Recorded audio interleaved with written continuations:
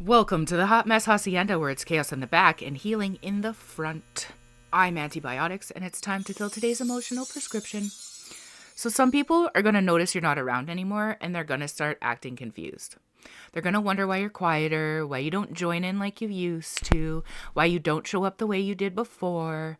And what they won't admit out loud is this: they didn't notice your presence when it mattered.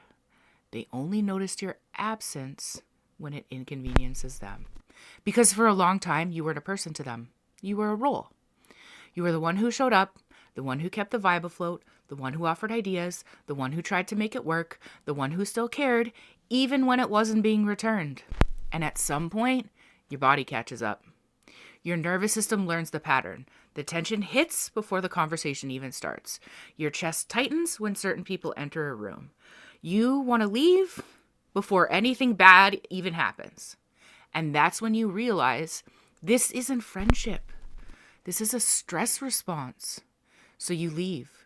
Not loudly, not for attention, not to punish anyone.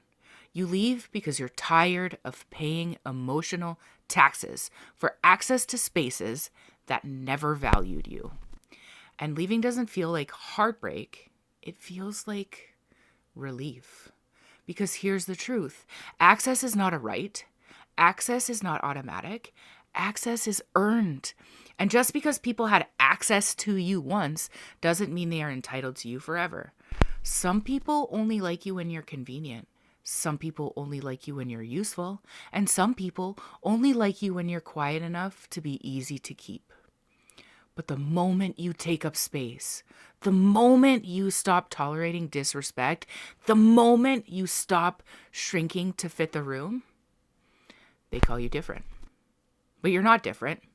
You're just not available.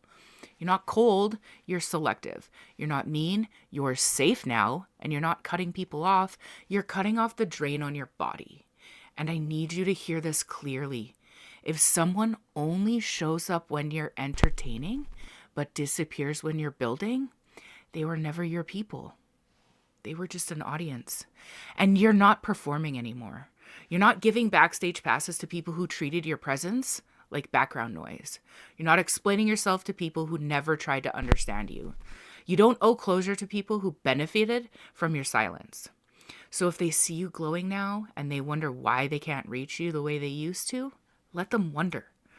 They don't get front row seats to a version of you they refuse to appreciate. Some people don't lose you because you're dramatic. They lose you because you finally stopped giving discounts. So here's your prescription. Stop explaining your absence to people who were never... Rewind. Stop explaining your absence to people who never understood your presence.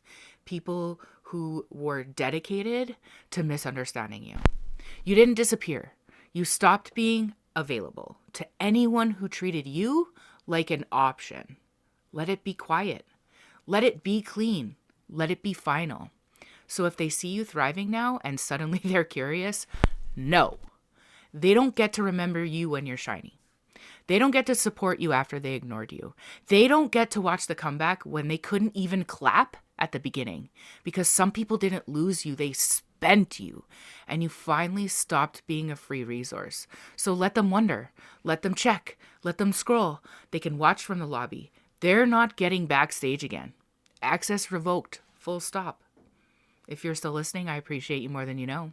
Antibiotics out.